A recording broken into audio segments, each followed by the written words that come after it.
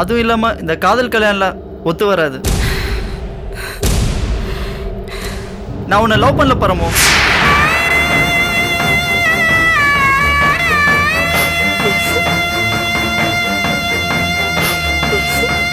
நீ என்கிட்ட பேசுன, நானும் உன்கிட்ட பேசினேன், அவ்வளவுதான். அதுக்கப்புறம் வேற எதுவும் இல்லை.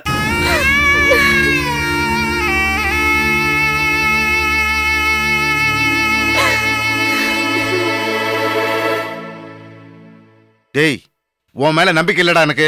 நாளைக்கு இந்த பிள்ளை ரோட்ல வரும்போது தலையில கட்டு கட்டிட்டு போய் எங்க அப்பா என்ன பயமுறுத்தினாரு, அதுக்காக தான் இப்படிலாம் பேசினேன் அப்படின்னு ஏதாவது டிராமா பண்ண தொலைச்சி கட்டிடுவேன். மனுஷனாவே இருக்க மாட்டேன். உள்ளத உள்ளபடி பேசுறான். ஏன் செந்தில் இந்த மாதிரிலாம் பேசுற? அப்படி என்ன காதலிக்கல.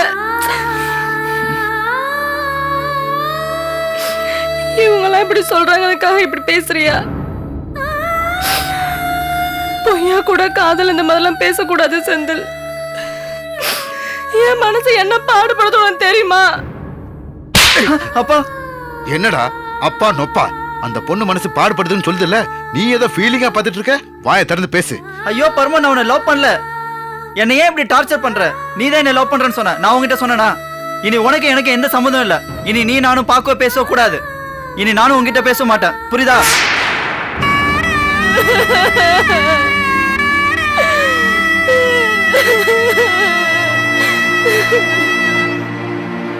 டேய், எனக்கு உன் மேல நம்பிக்கை வரல.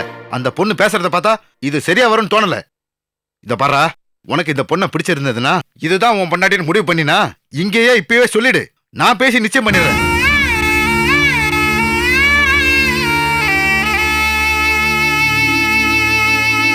சொல்லு. எனக்கு உன் மேல கோவமோ வருத்தமோ வராது. நீ ஆசைப்படுறத அடையறதுக்கு உனக்கு உரிமை இருக்கு. அவளை கட்டிக்க. ஆனா மகனை என் சொத்துல இருந்து சல்லி காசை கூட எதிர்பார்க்காத. உன்னை பெத்த பாவத்துக்கு நான் 4 மிதி மிதிச்சிட்டு இங்கேயே தலையை சுத்தி தண்ணி ஊத்திட்டு போயிட்டே இருப்பேன். நீ இவளை கட்டிக்கிட்டு இந்த வீட்டோட மருமகனா இருந்துடுற. உனக்கு தொழிலுக்கு ஒரு கவலை இல்லடா. உடஞ்ச பிபி இங்க எங்கேயாவது இருக்கும், அதை ரிப்பேர் பண்ணி தருவாங்க. நீ ரோடா ஊதிக்கிட்டு திரி. டேய், கேக்குறேன்ல, சொல்லுடா, கட்டிக்கிறியாடா? சொல்லுடா, அந்த பொண்ணை கட்டிக்கிறியா? இஷ்டம் இருக்கா இல்லையடா உனக்கு?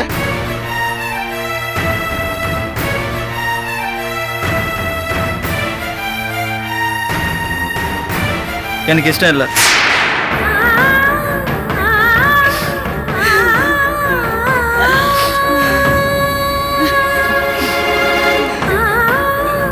சந்தோஷம், போய் கார்ல வெயிட் பண்ண வரேன்.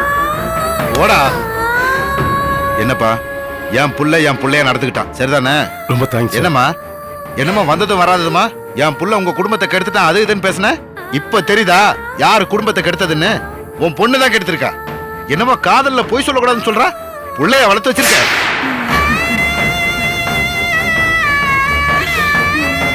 ஏமா, இதுவே என் பையன் ஒண்ணு இல்லாத ஓட்டாண்டியா இருந்தா இந்த வார்த்தையை சொல்லுவியா? காரு பங்களா சொத்து, உன் வயசுக்கு எப்படி எல்லாம் பிளான் பண்ணி ஆளை கவுக்குற.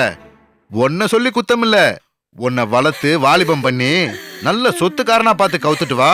மகளே, குடும்பத்தோட உட்கார்ந்து தின்னலான்னு சொல்லி அனுப்புறாளே உங்க ஆத்தா, அவளை சொல்லணும்.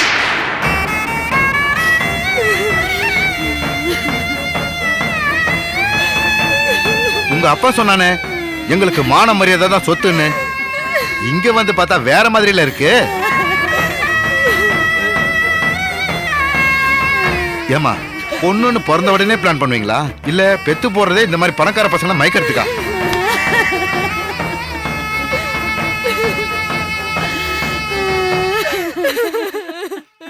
கேள்விப்பட்டேன் இப்படித்தான் உன் மூத்த பொண்ண அந்த நெல்லி ஆண்டவர் பையன் தலையில கட்டினீங்களாமே. உங்க குடும்ப பெருமை பூரா எனக்கு தெரியும். அந்த ஆள் வேணா இழிச்சவாயா இருக்கலாம், ஊர்ல எல்லா அப்பனும் இழிச்சவாயா இருப்பானா?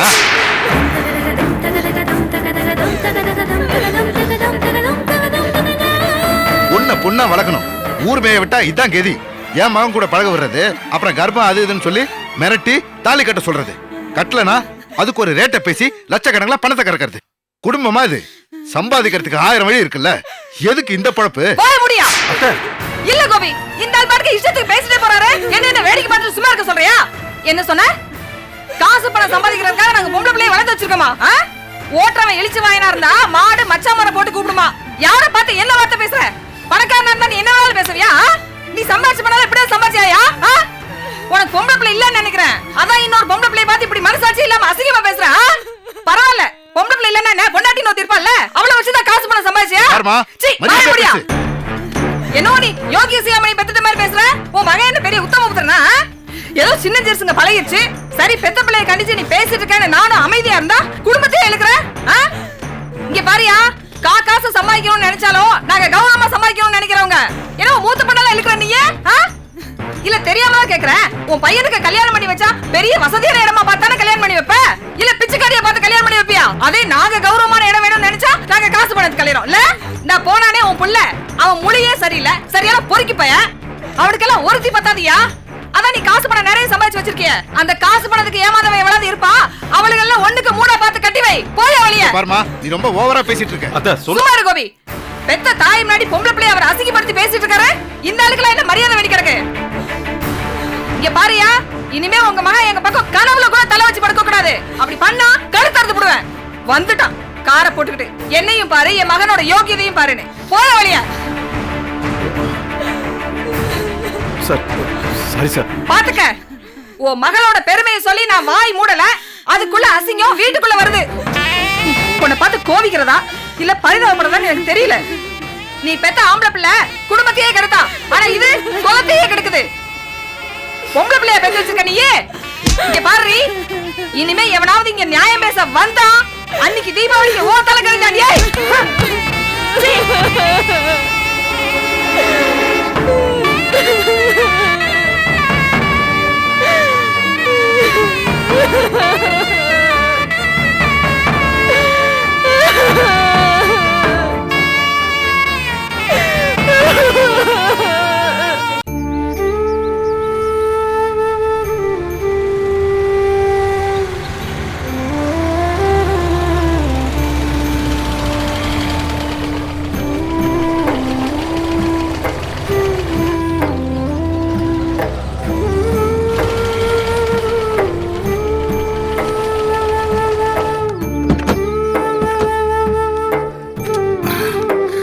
ஐயா வந்துட்டீங்களா?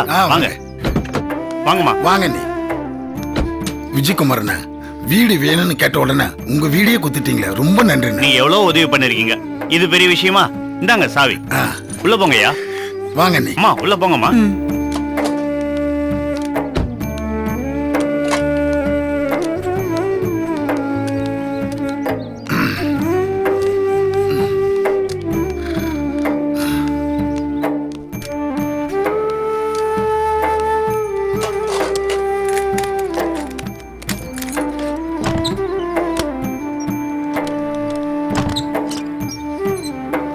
வாங்க.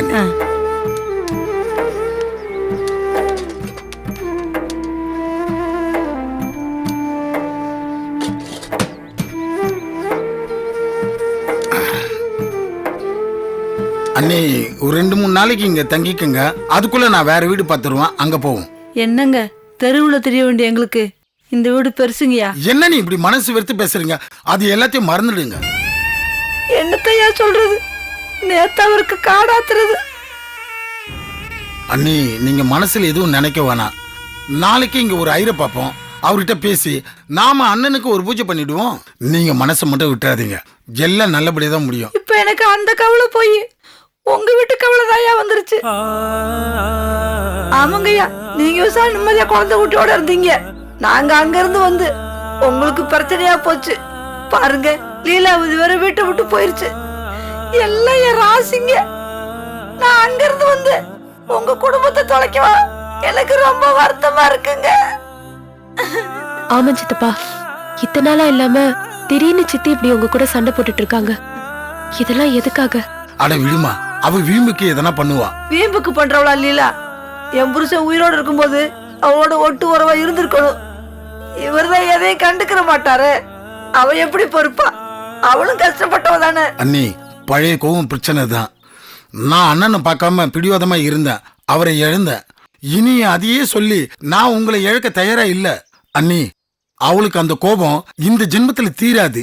அவ மனசுல பகைய நினைச்சிட்டா நினைச்சதுதான். என்ன காலப்போக்கில் மறந்துடுவான்னு நானும் இருந்தேன். அதுக்காக நான் உங்களை கைவிட முடியாது.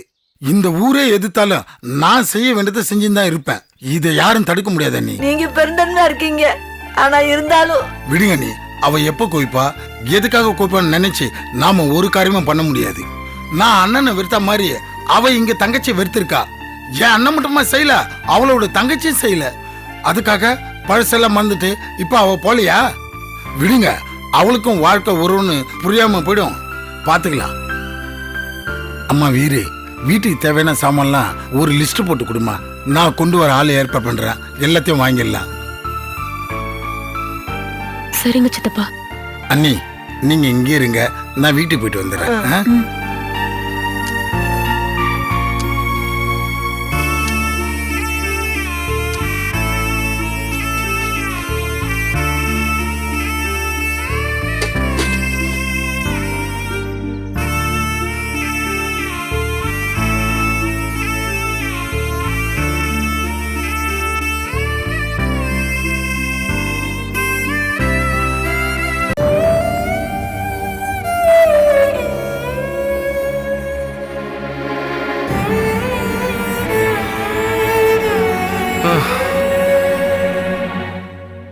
ஒரு வழியா இந்த பிரச்சனை நல்லபடியா முடிஞ்சது கோபி. எனக்கு ரொம்ப பயமா இருந்துச்சு. எதை செய்யணும் எதை செய்யக்கூடாது எதுவுமே விளங்கல. இது பொம்பளை புள்ள பிரச்சனையா? கோபம் தான் வருது நமக்கு. கழுத இந்த பொண்ணை எந்த ஜாதியில சேர்க்க? சொல்றத கேட்கிற பொண்ணா இருந்துச்சுன்னா எந்த பிரச்சனையும் கிடையாது, அதுவும் கிடையாது. நல்ல வேலைப்பா, நீ அந்த பையனையும் கூட்டு வந்து அவங்க பெத்தவங்களையும் கூட்டு வந்து எல்லாத்தையும் விளக்கமா சொல்ல வச்சு புரிய வச்ச. பிரச்சனை முடிஞ்சது. இப்ப புரிஞ்சிருக்கும் பரமுக்கு வாழ்க்கைனா என்னன்னு. மயில, இந்த பிரச்சனை எல்லாம் தீர்ந்ததுன்னு நினைச்சுக்கடா. தலைக்கு வந்தது தலைப்பாயோட போச்சு. இனிமே பரமு விஷயமா எந்த பிரச்சனையும் வராது உனக்கு.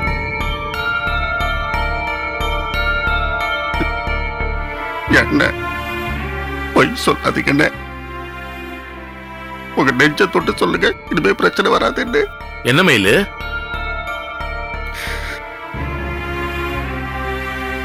இல்லண்ணே, இனிமே தானே பிரச்சனையை ஆரம்பிக்க போகுது. என்ன சொல்ற மயிலு? என்ன பிரச்சனை பேச்சளவுல தானே தீர்ந்திருக்கு. பரமு இருக்காள, கேட்கிற ஜாதி இல்லைன்னு. இந்த பாரு மயிலு, நம்ம பொண்ண நம்மளே நம்பலன்னா எப்படிரா? சரி, ஒருவேளை நமக்கு நம்பிக்கை வரல, நம்புற மாதிரி நடிச்சு தொலையணும்டா, வேற வழி இல்ல. இல்லண்ணே, நம்ம பிள்ளையா இருந்தாதான் நம்ம சொல்ற பேச்சு கேட்டிருப்பாளே. இப்படி சொல்லாம கொள்ளாம வீட்டு விட்டு ஓடி இருக்க மாட்டாளே. கண்டவனி வீட்டுக்கு கூட்டு வந்து இப்படி பஞ்சாயத்தெல்லாம் பண்ற நிலைமையே வந்திருக்காத. மயிலு, என்னன்னு அவ சொன்னாலாமே இந்த பையன்கிட்ட, எங்க என் முகத்தை பார்த்து சொல்லு, என்ன நீ காதலிக்கலன்னு அப்படின்னு கேட்டாலாமே. அப்படின்னு அவளோட மூத்தவங்க இருக்காங்க, கோபி இருந்திருக்கா, என் பொண்டாட்டி இருந்திருக்கா. எல்லாரும் முன்னாடி எப்படி நான் கேட்க தோணுச்சு அவளுக்கு. கொஞ்சம் கூட வருத்தமே இல்லாம. என்னைக்காவது நான் ஒரு நாள் உங்ககிட்ட அந்த மாதிரி நடந்திருக்கேனா? உங்க முன்னாடி ஒரு வார்த்தை பேசுறது கூட அளந்து தானே பேசுவேன். அப்படித்தானே என்ன நீங்க வளர்த்திருக்கீங்க. எப்படின்னா இவன் மட்டும் இப்படி பயமே இல்லாம, ஊருக்கு பயப்படுறமோ இல்லையோ மனசாட்சிக்கு பயப்படணும்னு சொல்லி சொல்லி தானே என்ன வளர்த்தீங்க. அப்படி சொல்லி சொல்லி தானே என் பிள்ளைகளையும் நான் வளர்த்தேன். இவன் மட்டும் ஏன் இல்லைன்னு? அவளுக்கு இப்ப அவளுடைய வயசும் இளமையும் தானே முக்கியமா போச்சு. ஆமா, அதனாலதான் கொஞ்சம் கூட பயமே இல்லாம தடிக்கட்டு அலையறா, அடங்க மாட்டேங்கிறா. அண்ணே, அவன் கூட ஒதுங்கிடுவான் போல இருக்கனே, இவன் ஒதுங்க மாட்டான். சரி மயிலு, இதுக்கு முடிவுதான் என்ன?